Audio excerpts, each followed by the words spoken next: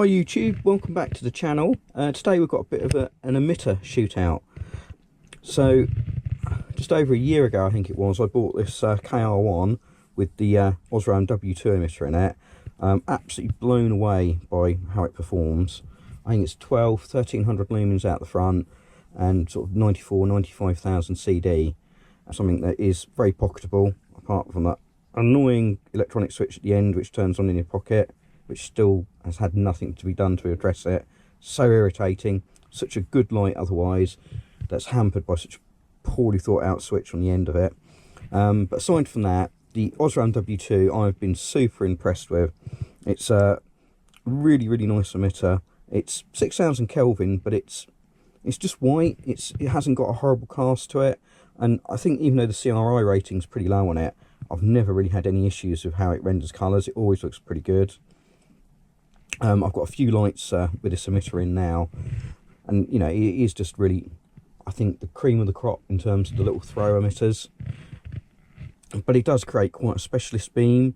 So even though I would say you could EDC this, I do find that actually using it anything other than long distance isn't so great. You've got a lovely spill, a really clean beam, but if you want to try and do anything up close, it is quite blinding, and when you're walking along, you end up with this hot spot dancing around in front of you. And even though the spill's light enough to walk by, I find it a little bit disorientating sometimes, and especially if you've got perhaps a group of you, you end up, you know, people don't know where your hand's going to go, so you just end up with this sort of globe of light on the floor in front of you dancing about. It's a little bit off-putting. So to try and solve that, I kind of wanted a jack of all trades. So earlier on this year, I bought myself the D1 Mini, because it's essentially the same reflector, very similar size, but it gets rid of the tail switch for a side switch, quite well recessed. So my hope was that this would solve the problem of the KR1 turning on in my pocket, and I'm pleased to report that I really love this host. I've never had an issue with it turning on.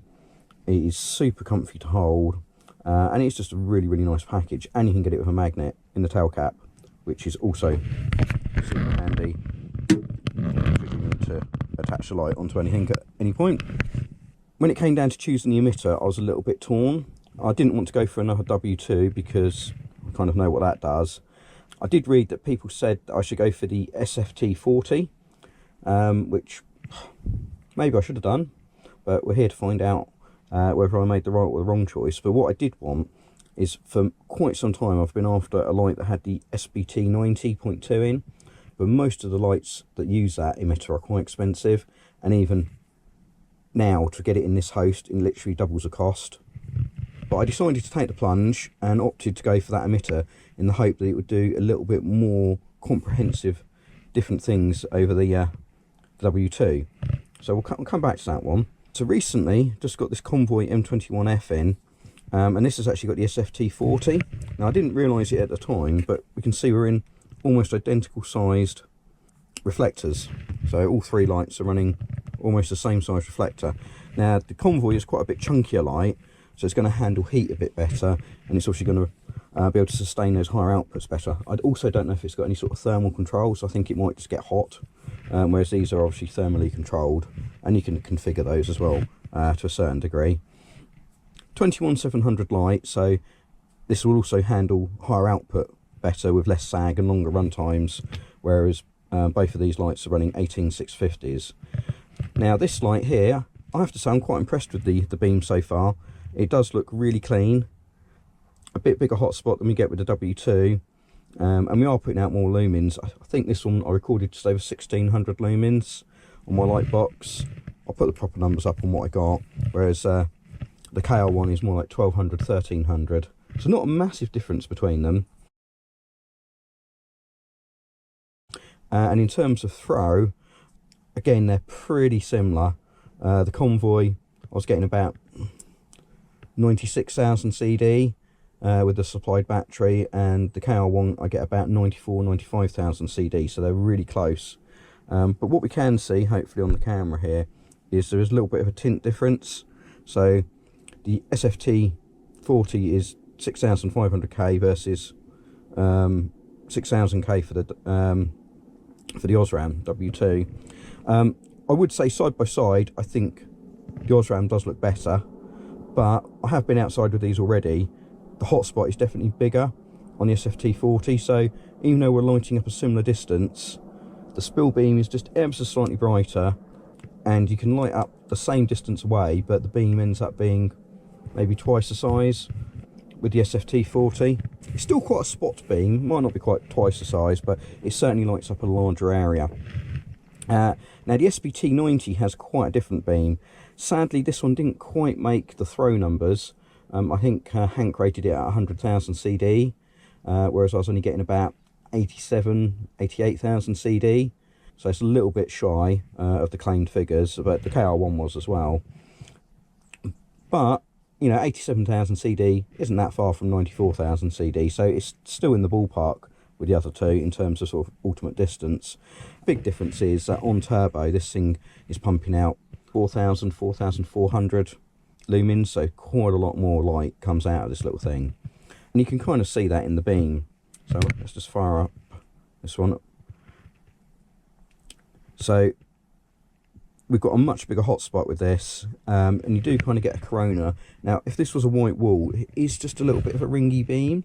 It's definitely not as clean as the beam on the other two, and I think that's probably because we've got, you know, quite a large emitter, relatively speaking, and quite a small reflector. Again, if we just compare, you can see the die size on that SFT40 is tiny. In fact, when you look at the yellow bit reflecting, you can see, you know, it's kind of small. It's only getting a little bit bigger than the hole, whereas on here you can see it's much more yellow. But I would say, considering it will throw a similar distance, this does put a lot more light down range. Now we will see that when we go out in the dark and try it, that, you know, this will light up an entire field, whereas these other two really are lighting up a single tree.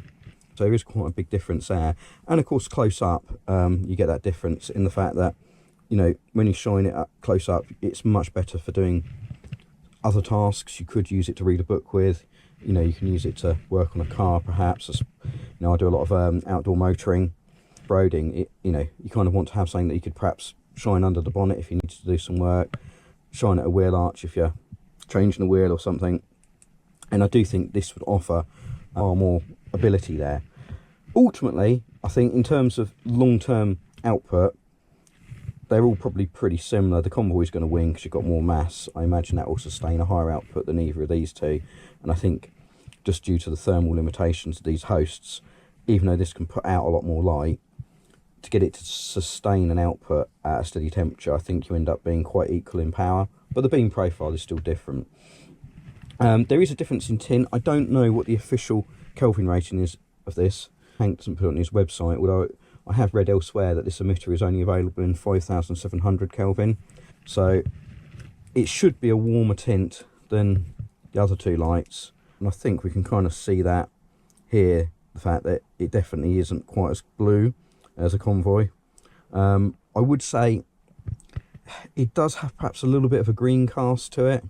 It's one of those things that in isolation it doesn't look too bad, but if you've got a nice sort of 4,000 or 5,000 Kelvin high CRI light, don't use it alongside this SBT90 because you'll just be disappointed afterwards. I think running it against these two lights, it probably isn't going to look too bad at all, but we'll see that tonight. So, real question is, am I going to be proven wrong on picking this emitter? Should I have gone for the SFT40? My gut feel is I think I'm still right. I think I still back the winner for what I was trying to achieve. But we'll really see later on whether that was a correct assessment or not. So we're out here at the emitter test. So we've got the Convoy light with the SFT40 in it. So let's get that going on turbo. You can see we've got the hedgerow down there, lighting up that pylon pretty good.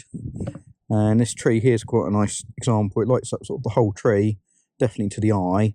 And we've got quite a nice spill beam. So I'm going to compare it first of all to the Osram W2. So this is the little KR1. Pump it up to turbo. So we should be getting quite similar CD figures out of these two.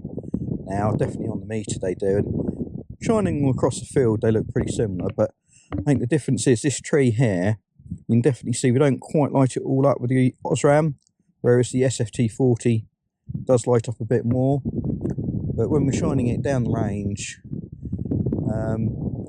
you know, that is still true. It's the amount of light you light up, but it's not a massive difference. And I think you can just see there's a little bit of a tint difference. Although the spill beam's pretty good on both. Similar sort of size spill beam as well. I think the SFT40 is just slightly brighter. I would say I do prefer the tint of the Osram, but in isolation, either of them look really good. You know, they're not high CRI, they're not warm tints, but when you've got nothing else to compare them to, they are perfectly fine. And even side by side, it doesn't make the SFT40 look terrible. It just is that little bit cooler. So I don't know. I think go for either. Depends what you want. This size reflector, definitely, they are very, very similar performance. There is not a lot of difference in them. I really think it's just personal preference or budget.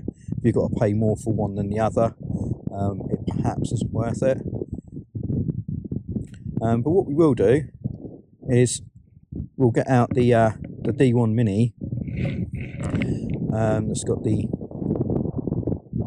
SBT90.2 in, and we'll do a little comparison with that. So the KR1 was getting a bit toasty there. Handling it quite well, about 10 degrees Celsius out tonight, a little bit of a breeze and it's quite damp.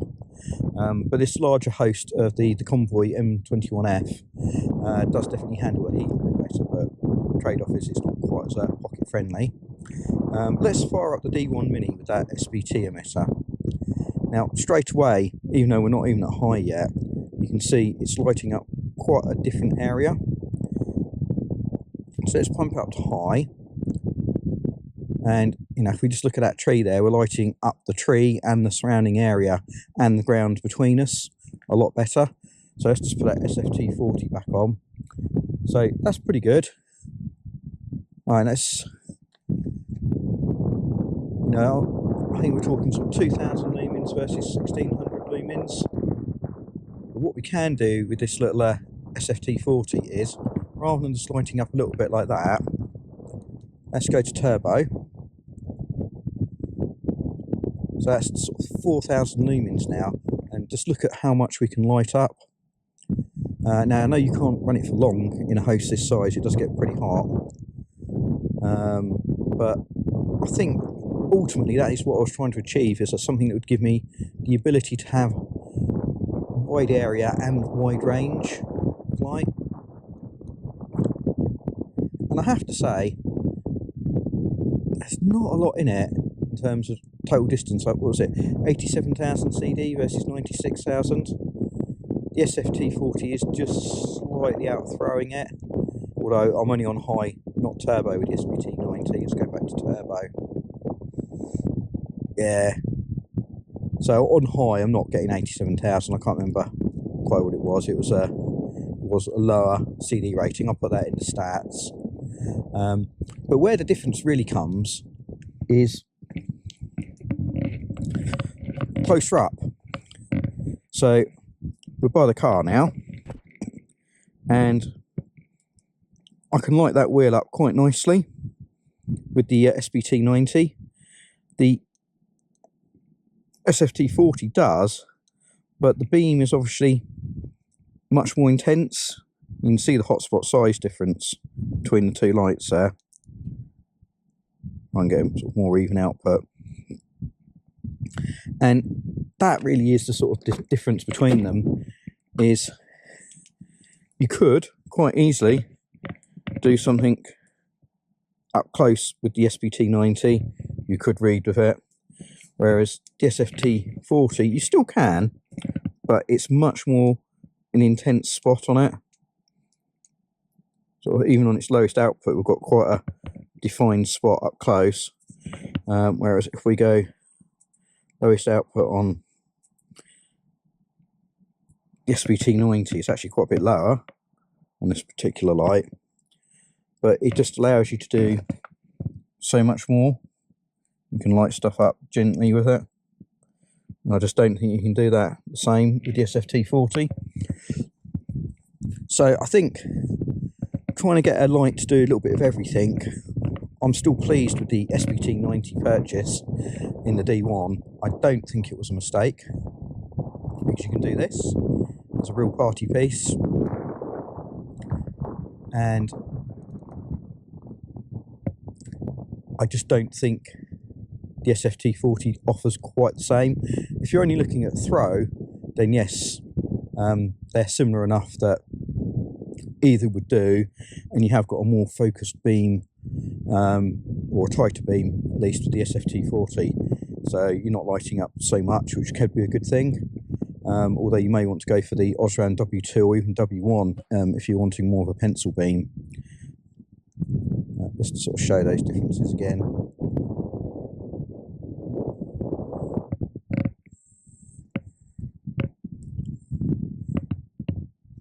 And in terms of the tint, I know I've said before that I was a little bit disappointed with the SBT90.2, that it was a little bit green, but when you're out here with these lights here, I think you'll agree the tint is actually the best. The browns definitely look more brown and the greens look better. You know, the SFT40 does look a little bit cold by comparison, so I don't think it was a particular mistake going for it in that instance. We'll just compare the SBT90 to the Osram W2. So as you can see, the beam profiles are really quite dramatically different as well. So again, got an even smaller hotspot with the Osram. The tints are closer, although I think out here I still prefer the SBT90.2. It still makes things look a little bit nicer. I think when you're indoors, out of the three lights, it's the Osram that actually is the best beam in terms of colour. It makes things, you know, the whites look more white. They're definitely very cold with that SFT40, but they're all pretty good. What you don't want to do is get a 4000K high CRI light out here at the same time, because it makes all of these look pretty terrible. But in isolation, they're all pretty good, and as a direct comparison, I think the D1 Mini with this emitter in, it is a good jack of all trades. Might not be quite a master of any, but it's pretty darn close to matching some of the masters at everything, which is really what I bought it for. It can go in my pocket, I can use it in the house, I can use it in the car, I can use it outside in the field, I can use it at the farm, and it will just do a little bit of everything for me. Whereas this Osram W2, it's alright shining it down range, but even if you're walking, you end up with this spot jiggling about, which is very annoying. And the SFT40 is pretty much the same, because you've only got a mildly bigger hotspot, whereas for walking, definitely this SBT90 is a lot nicer. The camera sort of overexposes that hotspot a bit, but basically it's just lighting up a lot more. With the naked eye, the hotspot is sort of lighting up the entire dirt track. Don't know if you can quite capture that, but it was sort of lighting up from the grass verge to the other grass verge quite easily. So if you're going to walk with it, it's going to jiggle about far less and be a lot less disorientating. Thanks for watching.